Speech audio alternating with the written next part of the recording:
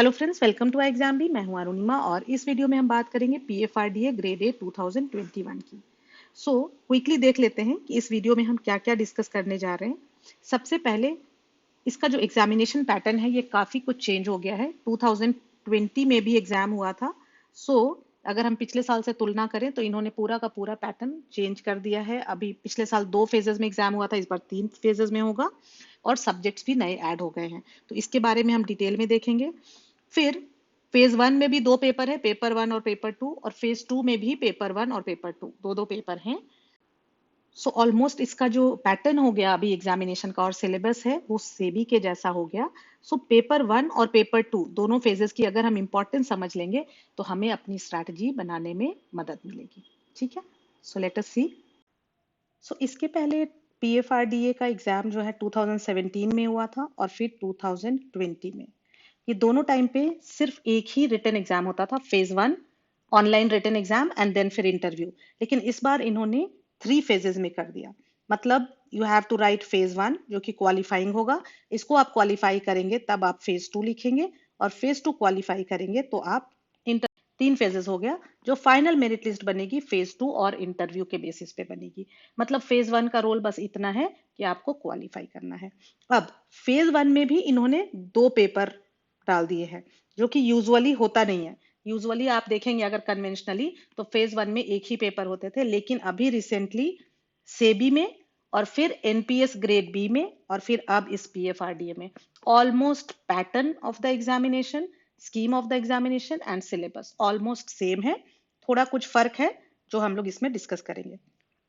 अगर आप देखो पेपर 1 में English language, quantitative aptitude, test of reasoning और general awareness including some questions related to financial sector.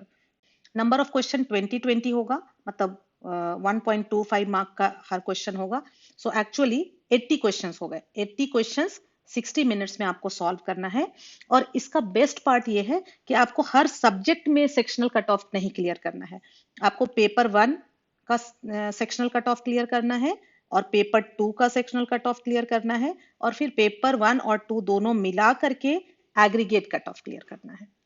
ये बहुत इंपॉर्टेंट पॉइंट है। मतलब अगर आपको लगता है कि आपकी इंग्लिश बहुत वीक है या आपको लगता है आप क्वांट में बहुत वीक है, तो आप क्वांट को एक्चुअली एक सब्जेक्ट को आप अफोर्ड कर सकते हैं पूरा का पूरा छोड़ भी देना, क्योंकि सेक्शनल कट ऑफ आपकी क्वांट की नहीं होगी। लेकिन आपको दूसरे सब्जेक्ट में बहुत स्ट्रांग होना पड़ेगा। ठीक है, अगर कई बार ऐसा होता है कि नहीं क्वांट तो बस मेरे वश का है ही नहीं, तो वहां पे आप ऐसा एक डिसीजन ले सकते हैं स्ट्रेटेजिकली कि मैं रीजनिंग और जनरल अवेयरनेस और इंग्लिश से मैं इतने मार्क्स निकाल लूंगा कि क्वांट में मुझे अगर बहुत कम मार्क्स भी आए तो इट्स ओके, क्योंकि यहाँ पे सेक्शनल कट ऑफ नहीं है। हर सब्जेक्ट में अलग अलग पास होने की आपको आवश्यकता नहीं है, लेकिन एग्रीगेट जरूर अच्छे मार्क्स आने चाहिए। अगर हम सेबी की बात करें, सेम पैटर्न था, लेकिन सेबी में उन्होंने पहले ही बता दिया था कि जो ये पेपर 1 है इसका जो सेक्शनल कट ऑफ है 30% और पेपर 2 का 40% और एग्रीगेट 40%। उन्होंने ये बोला था कि अगर कम से कम 30% पेपर 1 में और कम से कम पेपर 2 में 40% और दोनों मिला के 40% जिनको भी आ जाता है वो फेज 2 के लिए क्वालिफाई हो जाएंगे। लेकिन यहाँ पे ऐसा नहीं है। यहाँ पे जो नंबर ऑफ वैकेंसीज हैं उसके अनुसार वो आपको कॉल करेंगे जो भी मेरिट लिस्ट में हाई होंगे। यहाँ पे और एक जो अच्छी बात ये है कि पेपर 2 में देखो जनरल स्ट्रीम के लिए इन्होंने यहाँ पे लिखा हुआ है commerce, accountancy, management, finance, costing, companies act, economics and pension sector. यहाँ पे अगर सेबी से तुलना करें तो सिर्फ ये पेंशन सेक्टर नया है, बाकी सब सेबी जैसा ही है। ये जनरल स्ट्रीम के लिए हो गया। और बाकी अदर स्ट्रीम्स के लिए आपको सिलेबस और जनरल स्ट्रीम के लिए भी नोटिफिकेशन में काफी डिटेल में दिया हुआ है। बेस्ट पार्ट ये है कि जो पेपर 2 है वो फेज 1 और फेज 2 दोनों का कॉमन है। मतलब फेज 2 के लिए भी आपको सेम यही सारी चीजें पढ़नी है। तो अगर जब आप इन सारे टॉपिक्स को पढ़ते हो तो एक्चुअली आप फेज 1 और फेज 2 दोनों की प्रिपरेशन कर रहे हो। तो ये एक्चुअली हेल्पफुल होता है आपके लिए जब आप तैयारी करते हो। ठीक है, अब देखते हैं फेज 2। फेज 1 क्वालिफाई करने के बाद आप फेज 2 लिखने के लिए एलिजिबल हैं।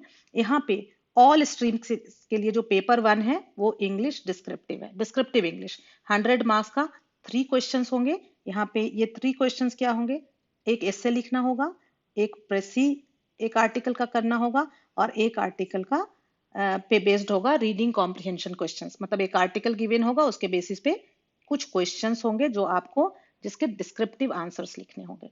ठीक है, 60 मिनट्स इसके लिए दिए जाएंगे। अब ये बिल्कुल भी नहीं था पिछले साल तक पीएफआरडीए में, क्योंकि फेज 1 होता था, उसमें सारे ऑब्जेक्टिव होते थे और सीधा इंटरव्यू। तो ये एक नया ऐड हो गया। दूसरा, जो आपका फेज 1 का पेपर 1 था वो भी कॉमन था सारे स्ट्रीम के लिए। फेज 2 का जो पेपर 1 है वो भी कॉमन है सारे स्ट्रीम के लिए, चाहे आप आईटी लिख रहे हो या रिसर्च लिख रहे हो, रिसर्च स्ट्रीम से हो, या फिर राजभाषा हिंदी। पेपर 1 दोनों फेजेस में कॉमन है। पेपर 2 अब आप देखो सेम सिलेबस है। जनरल स्ट्रीम में जो पेपर 2 का सिलेबस था फेज 1 में वही है, ये हम बात कर चुके हैं। यहाँ पे आपके 50 क्वेश्चंस होंगे 100 मार्क्स के और 40 मिनट्स दिए जाएंगे। पेपर 2 में क्वालिफाई करने के बाद अब आपको इंटरव्यू की कॉल आएगी।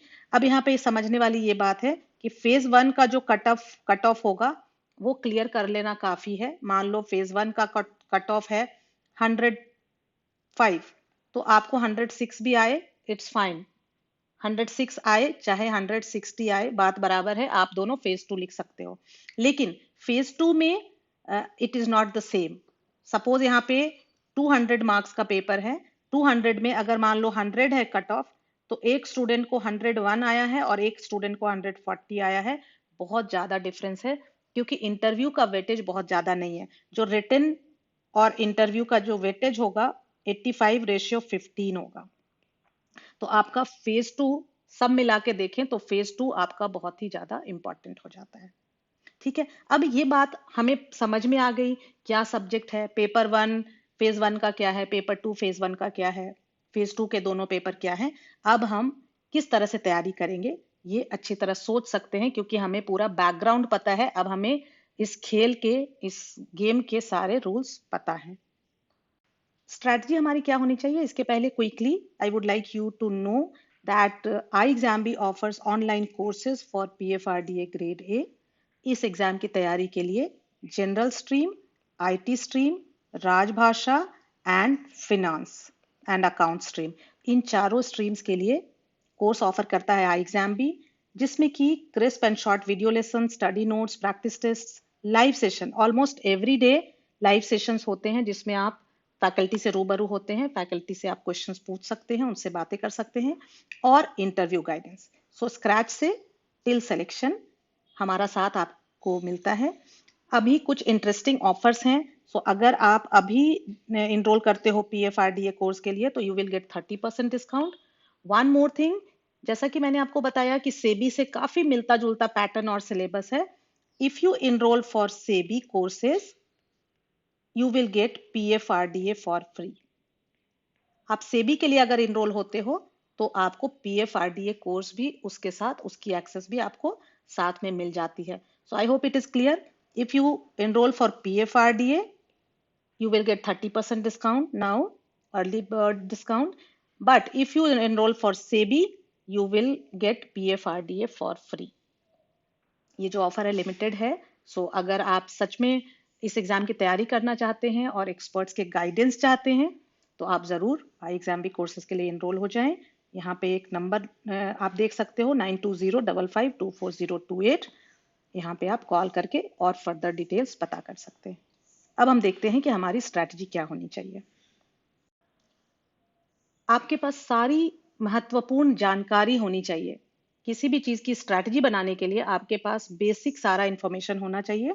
सो एग्जामिनेशन स्कीम हमने काफी डिटेल में डिस्कस कर लिया।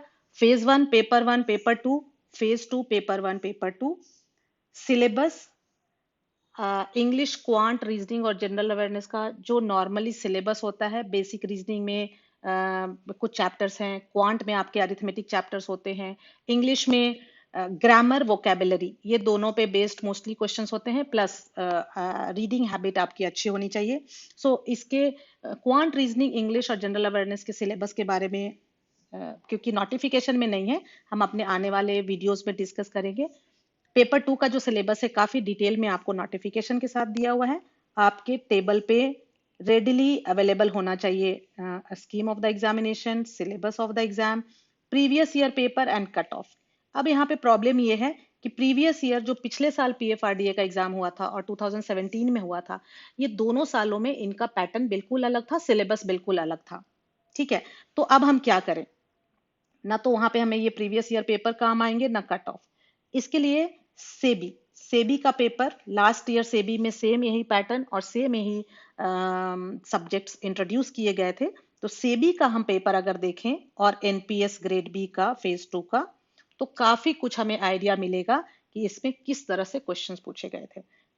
इसमें अगर आप पेपर 2 का सिलेबस देखें तो काफी वास्ट लगेगा, लेकिन मैं आपको कहूंगी आप घबराएं नहीं। इसमें आप देखते हो कि कॉमर्स भी है, accountancy, management, then finance, costing, companies act, economics भी है, फिर पेंशन सेक्टर भी है इसमें पीएफआरडीए में। लेकिन जब आप क्वेश्चंस देखोगे सेबी के तो आपको समझ में आएगा कि ये सारे टॉपिक्स को आपको बहुत डेप्थ में कवर नहीं करना है। तो बिल्कुल बेसिक पूछा जाएगा, क्योंकि आप एक ग्रेड ए ऑफिसर बनने जा रहे हो, तो दे डोंट एक्सपेक्ट कि आपको बहुत ही गहराई से इन सब चीजों की नॉलेज होगी। लेकिन वो इंश्योर करना चाहते हैं कि जब आप उनके ऑर्गेनाइजेशन में जाएं तो एटलीस्ट बेसिक नॉलेज आपको इन टॉपिक्स की हो। सो इस वजह से मैं कहूंगी कि भले सिलेबस यहाँ पे आपको ज्यादा लगे, लेकिन आप घबराएं नहीं। आप सिलेबस अपने सामने रखें और एक एक करके उन सब पे अपनी पकड़ बनाना शुरू करें। अब इतनी बातों की जानकारी मिलने के बाद अब क्या करें? सबसे पहले मैं आपको सजेस्ट करूंगी कि आप एक तो सबसे पहले मॉक टेस्ट लिखें।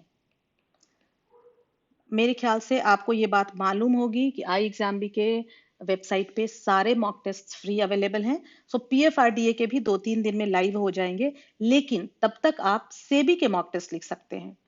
बहुत अच्छा फेयर आइडिया आपको मिल जाएगा, क्योंकि जैसे कि मैं कई बार बोल चुकी हूँ कि पैटर्न और एग्जामिनेशन स्कीम सेम है। जब तक पीएफआरडीए का पेपर मॉक टेस्ट नहीं लाइव होता है, तब तक आप सेबी के मॉक टेस्ट लिख सकते हैं and you will get an idea कि where do you stand right now today. उसके बेसिस पे आप अपनी एक स्ट्रेटजी बनाएं, कौन से आपके सब्जेक्ट वीक हैं, कौन से आपके स्ट्रॉन्ग सब्जेक्ट हैं।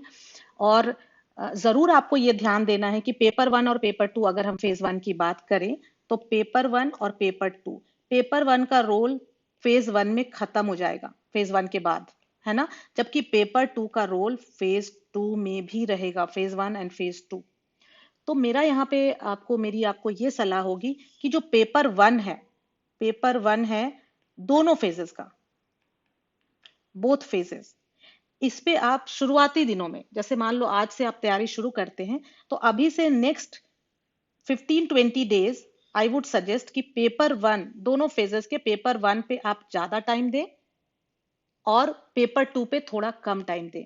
ठीक है, चीजों को समझने की कोशिश करें। लेकिन 15-20 डेज के बाद आपको उलट देना है पूरा का पूरा। मतलब 15-20 डेज के बाद अब आपको पेपर 1 पे बिल्कुल सिर्फ प्रैक्टिस करने हैं क्वेश्चंस के। आपको उस पे ज्यादा टाइम नहीं देना है, ना तो डिस्क्रिप्टिव इंग्लिश में, ना आपको क्वांट रीजनिंग इंग्लिश में। जनरल अवेयरनेस भले आप पढ़ते रहें, यहाँ पे 30-70 का आप रेशियो कर सकते हो। सो अभी आप 70-30 का रेशियो कर दें शुरू के 15-20 डेज में, क्योंकि इसमें क्या होगा ना, पेपर 1 पे आपकी पकड़ बन जाएगी दोनों फेजेस में। So paper 1 both phases for 15-20 days I would suggest कि जो आप टाइम देंगे 70-30 के रेशियो में देंगे पेपर 1 और पेपर 2 को। और आफ्टर 20 डेज इसको उल्टा कर देंगे, आप पेपर 1 को 30 देंगे और पेपर 2 को 70 देंगे। और ये पेपर 1 को जो 30 देंगे वो भी आप प्रैक्टिस क्वेश्चंस करें, और जहां पे गलती होती है वहां पे आप अपना इंप्रूव करते चले।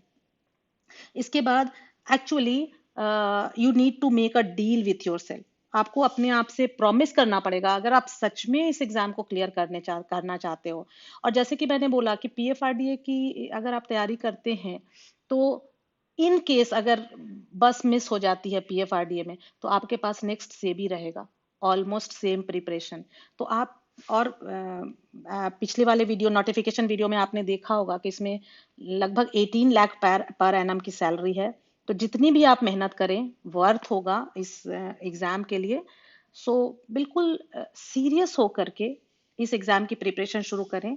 अपने आप से प्रॉमिस करें कि क्या कहाँ कहाँ आप टाइम वेस्ट करते हैं, वहां वहां आप उन टाइम वेस्ट करना बंद कर दें। नेक्स्ट जब तक आपका ये एग्जाम नहीं हो जाता, ये और से भी दोनों एग्जाम नहीं हो जाता है, क्योंकि ऑलमोस्ट जो एलिजिबिलिटी क्राइटेरिया है वो भी सेम है, जब तक नहीं हो जाता है तब तक आप बाकी हर उस चीज से बचें जिसमें आपका टाइम वेस्ट होता है, चाहे वो सोशल मीडिया हो, चाहे डेलिबरेटली आप अपने फोन को या जो भी गैजेट्स हैं उनको अपने आप से दूर रखें। मतलब अगर मेक इट अ पॉइंट कि चलो अभी से लेकर अगले 6 घंटे मुझे नहीं देखना है, और कुछ टाइम आप रख लें अपना जिसमें कि आप रिलैक्स होते हैं, या आप थोड़ा सोशल मीडिया जो भी आपको जो भी करना है डिसिप्लिन वे में करें। सो फिर एक प्लान बनाएं, डिपेंडिंग ऑन जो मैंने कहा। आप एक मॉक टेस्ट लिखेंगे तो आपको अपना स्ट्रांग और वीक एरियाज पता चल जाएगा। उसके बेसिस पे आप एक प्लान बनाएं and please stick to it. क्योंकि इस तरह के कॉम्पिटिटिव एग्जाम्स में discipline is very important. You need to do the preparation in a discipline manner. So I hope कि इस वीडियो से आपको जो जानकारी मिली है वो आपको अपनी तैयारी में हेल्प करेगा। So thank you friends, thanks for watching.